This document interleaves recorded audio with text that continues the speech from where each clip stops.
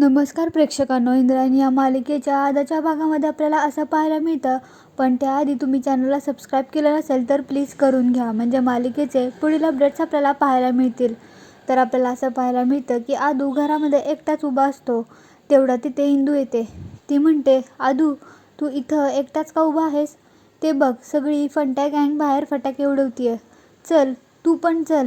काय रे आदू, आज दिवाळीचा दिवस आहे आणि तू सॅड झालायस? होय, मेन माणसाकडून रट्टे खायचेत का तुला? आदू म्हणतो, रट्टे भेटले तरी चालेल, पण मला तिकडे नाही यायचं. इंदू म्हणते, मेन माणूस म्हणाला की यायचं आणि करायचं म्हणजे करायचं. चल आता. आदू म्हणतो, इंदू तुला माझा राग नाही आला का गं? इंदू म्हणते, तुझा राग का येईल मला? आदू म्हणतो, मी तुला कीर्तन करण्यापासून थांबवलं, ह्याचं तुला काहीच वाटत नाही का? इंदू म्हणते, अरे फ्रेंडचा अधिकार असतो तो. आदू म्हणतो, नाही मी चुकलोय, सॉरी इंदू. इंदू म्हणते, आता नाटकं नाहीत करायची. चल लवकर, नाहीतर तुझे सगळे फटाके मी फंट्या गँगला देईन. हा चल चल चल. पण मला नाही वाटत तुझे फटाके फुटतील म्हणून. आदू म्हणतो, का गं?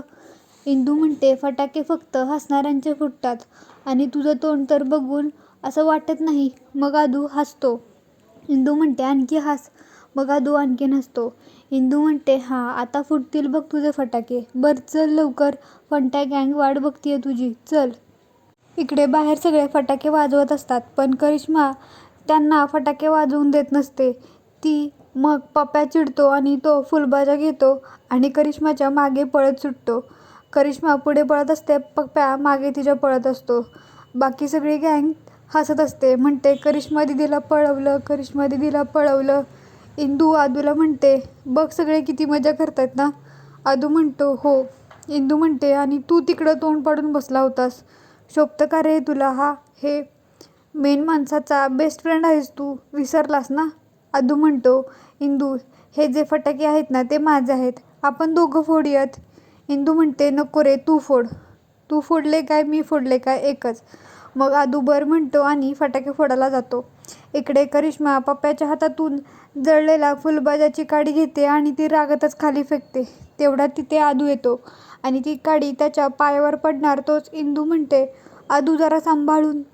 नंतर ती करिश्माला म्हणते, अगं जरा सांभाळून, त्याच्या पायाला चटका लागला असता तर? करिश्मा मग चिडून इंदूचा हात पकडते आणि पिरगळते. म्हणते, ए मला शहाणपणा शिकवते? हां.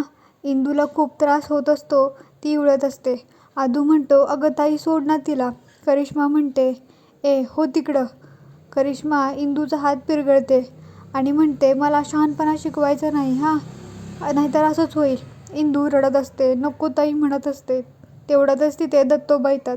मग सगळे पळून लांब जातात. दत्तोबा इंदूला म्हणतात, काय गं फटाके वाजवायला गेली नाहीस? इंदू म्हणते, मी बसूनच बघते. दत्तोबा म्हणतात, अगं तुला लई आवडतात की फटाके वाजवायला. इंदू म्हणते, हो पण. दत्तोबा म्हणतात, अय पण बिन काही नाही, तुझ्या आतोबांनी फटाके आणले तुझ्यासाठी आणि ते मागे लपवलेली पिशवी दाखवतात. इंदू खूप खुश होते आणि ती म्हणते, थँक्यू आतोबा. तेवढ्या तिथे व्यंकू महाराज येतात. ते रामकृष्ण हरी म्हणतात आतोबांना आणि मग म्हणतात, काय धमाल चालली आहे पोरांची, दिवाळीचा नुसता दंगा चाललाय बघा. आतोबा, पोरांना असं खेळताना बघितलं ना की मला सुद्धा लहानपणीचे दिवाळीचे दिवस आठवतात. दत्तोबा म्हणतात, होय की, म्हणजे ह्या सगळ्यांना एवढं खुश बघून मन प्रसन्न होते. व्यंकू महाराज म्हणतात, होय होय, पण आतोबा आता आपण ह्या पोरांसारखा दंगामस्ती करू शकत नाही बरं का.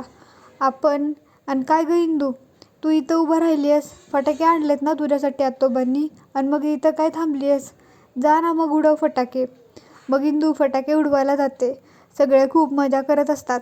करिश्मा मात्र रागात असते आणि ती इंदूची फटाक्यांची पिशवी घेते आणि त्यातील एक फटाक्यांची माळ घेऊन काहीतरी विचार करत असते.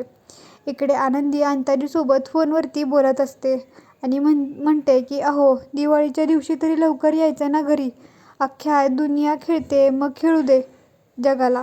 अहो पण तुमचं तर रोजचंच आहे, उगा आता गुळ लावू नका मला. राणी म्हणा, किलवर दुर्री म्हणा, काय म्हणायचं ते म्हणा, मला काय फरक पडतोय.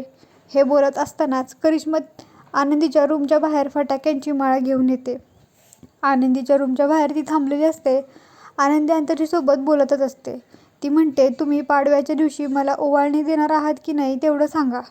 तेवढ्यात करिश्मा ती माळ पेटवते आणि आनंदीच्या रूममध्ये टाकते. आनंदी घाबरते आणि ओरडते आणि म्हणते, कोण आहे तिकडे, असं म्हणत ती रागातच रूमच्या बाहेर येते. करिश्मा लगेच पळत खाली येते.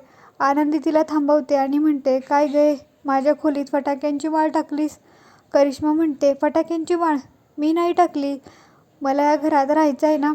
आनंदी म्हणते, मग कोणी टाकली सांग ना, लवकर सांग. करिश्मा म्हणते, मोठे बाई, ते इंदीनं टाकली, मी माझ्या डोळ्यांनी बघितली, ते बघा. मग ती बाहेर दाखवते तर इंदू आणि तिचे मित्र फटाके वाजवत असतात.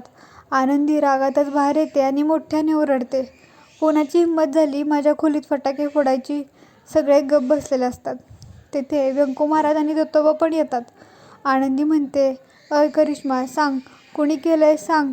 करिश्मा मात्र गोंधळून म्हणते, ते मला मी असं म्हणत असते, अडखळत असते ती. आणि मग आनंदी म्हणते तिला, काय ग, तू मी करतेस, बकरी आहेस का? करिश्मा म्हणते, म्हणजे मी नाहीत फोडले. आनंदी म्हणते, मग कोणी केलं सांग ना, मगाशी काय सांगत होतीस?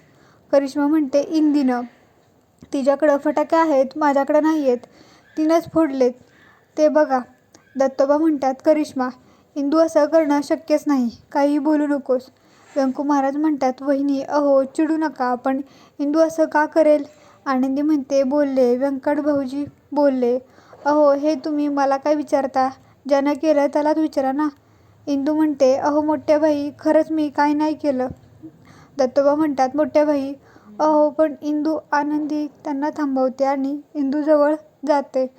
दत्तोबा तिच्यासमोर येऊन उभं राहतात. आनंदी म्हणते, दत्तोबा बाजूला व्हा. दत्तोबा म्हणतात, मोठ्या बाई, तुमचा काहीतरी गैरसमज होतोय. आनंदी म्हणते, बाजूला व्हा, बाजूला व्हा. इंदू खूप घाबरलेली असते. मग दत्तोबा बाजूला होतात.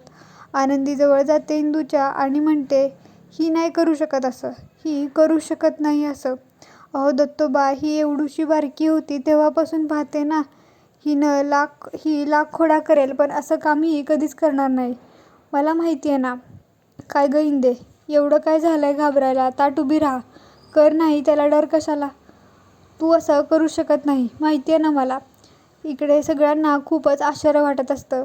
आनंदी इंदूच्या गालावरती हात फिरवते आणि तिच्या मित्रांना बघत म्हणते, अय टवाळखोर पोरांनो, काय माझ्याकडं बघताय, फटाके जर नीट फोडा, असं खोलीत फटाके फोडायचे नसतात. इम्रान ते रॉकेट उडवतोय, इकडच्या तिकडे घेऊन काहीतरी व्हायला नको, कुणाला भाजणार नाही याची काळजी घ्या. आईबापाच्या जीवाला उगाच घोर लावू नका. दिवाळी आहे, दिवाळीचा सण आहे, एकदम आनंदात साजरा करायचा, समद्यांनी, कळतंय का? आणि आता उडवा फटाके, असं म्हणून ती आत जाते. सगळे एकमेकांकडे आश्चर्याने बघत असतात. दत्तोबा इंदूला म्हणतात, मोठ्या बहिणा, काय झालंय आज? पप्या म्हणतो, ए इम्रान, आज सूर्य पूर्वेलाच मावळला का? मोठ्याबाई म्हणतात, मोठ्याबाई एवढं का चांगलं बोललं इंदूशी? सगळे खूप हसतात. इकडे विंजे पण हे सगळं पाहून आश्चर्यचकित होतो आणि तो विचारात पडतो आणि म्हणतो, पोटात एक आणि ओठात दुसरंच, कमाल झाली सासूबाईंची. करिश्माचा मात्र चेहरा पडतो. इकडे फटाके फोडून झाल्यानंतर मंदिरात सगळे मित्रमंडळी फराळ करत असतात. नारायणी पप्याला म्हणते, अरे पप्या, हळूहळू खा, संपलं की परत देते. सगळे खूप हसतात. नारायणी म्हणते, अजून यांनी सुरुवात पण केली नाही आणि तुझं संपलं पण. पप्या म्हणतो, अरे ते फराळ समोर आला ना की माझा हात आणि तोंड कंट्रोलच होत नाही बघ. सगळे खूप जोरजोरात हसतात. व्यंकू महाराज, दत्तोबा, दौलतप्पा, महाले मास्तर सुद्धा तिथे असतात. तेवढ्यातच पप्याला ठसका लागतो. शकू त्याला म्हणते, अरे हळूहळू फराळ खा, कुठं पळून चाललाय का तो? पप्या पाणी पितो. व्यंकू महाराज म्हणतात, अहो महाले सर, सगळ्यांनी खायला सुरुवात केली आहे, तुम्ही काहीच का खाल्लं नाही अजून? अहो करा की सुरू. महाले मास्तर म्हणतात, अहो महाराज, ह्या सगळ्यांना खाताना बघूनच माझं पोट भरलंय, नुसता आनंदी आनंद आहे. बरं का बहिणी, ह्या सगळ्यांना एकत्र आणून दिवाळीचा फराळ करणं ही एकदम एक नंबर आयडिया आहे. सुशीला म्हणते, हो, नाही, ही माझी आयडिया नाही आहे, ही ह्यांची आयडिया आहे. सगळ्यांनी किल्ला बांधला ना, त्याचा आनंद साजरा करण्यासाठी हा फराळाचा घाट घातलाय. पण तुम्हाला खरं सांगू का मास्तर, मुलं इथं आली हसतायत, खेळतायत, खातायत, हीच खरी दिवाळी नाही का? महाले मास्तर म्हणतात, हे खरं आहे बरं का वहिनी. बरं वहिनी, मी काय म्हणतो, मला एक चकली आणखीन मिळाली असती तर. सगळे खूप हसतात. तेवढ्यातच तिथे अंताजी येतो आणि म्हणतो, हॅपी दिवाळी. सगळे हसतात परत एकदा. अंताजी म्हणतो, काय कमी नाही ना दिवाळीचं? लाजायचं नाही. फराळ कचकून आणायचा. काय व्यंकट, आम्हाला ह्या काहीतरी असं म्हणत तो चकली खातो. दौलतप्पा म्हणतात, व्यंकू महाराज, कीर्तनात तुमचे अभंग भरपूर वेळा ऐकलेत. आता ह्या दिवाळीच्या फराळावर एक वेगळं गाणं होऊन जाऊ द्यात. सगळे हो म्हणतात. मग अंताजी म्हणतो, अहो खानदानी आहोत आम्ही, उगाय का? मग परत एकदा सगळे हसतात. अंताजी व्यंकू महाराजांना म्हणतो, व्यंकोबा, आपण लहान असताना दिवाळीच्या वेळेस जे गाणी म्हणायचो ना, ते गाणं म्हणून दाखव की सगळ्यांना. व्यंकू महाराज म्हणतात, अरे दाखवूयात की दादा, म्हणजे काय? मग आपण दाखवूयात ह्यांना आपला पेटारातील खजिना. असं म्हणत ते दोघेही खाली बसतात. अंताजी म्हणतो, व्यंकोबा कर सुरू. व्यंकू महाराज म्हणतात, करायचं का? चला. इंदू गोपाळला म्हणते, काय रे गोपाळ, चाकचूक करायला काय झालं तुला? गोपाळ म्हणतो, परत तेच, दिन दिन दिवाळी सुरू होणार. इंदू म्हणते, हो मला पण तसंच वाटतंय, यांचं परत दिन दिन दिवाळी सुरू होणार. व्यंकू महाराज म्हणतात, गोपाळ, इंदू, तुम्हाला काय वाटतं, मला फक्त तेवढंच येतं का? दादा ह्यांना सांग, आता ह्यांना ऐकवतोच. मग व्यंकू महाराज म्हणतात, ऐक इंदू. इंदूचं शेंबडं नाक. सगळे खूप हसतात. इंदू म्हणते, अयो व्यंकू महाराज. व्यंकू महाराज परत पुढे म्हणतात, शेंबड्या इंदूचं शेंबडं नाक. तरी काल तुला सांगितलं होतं पिऊ नकोस ताक. सगळे खूप जोरजोरात हसतात. इंदू मात्र इकडे नाक फुगवून बसलेली असते. आणि इथेच हा भाग संपतो.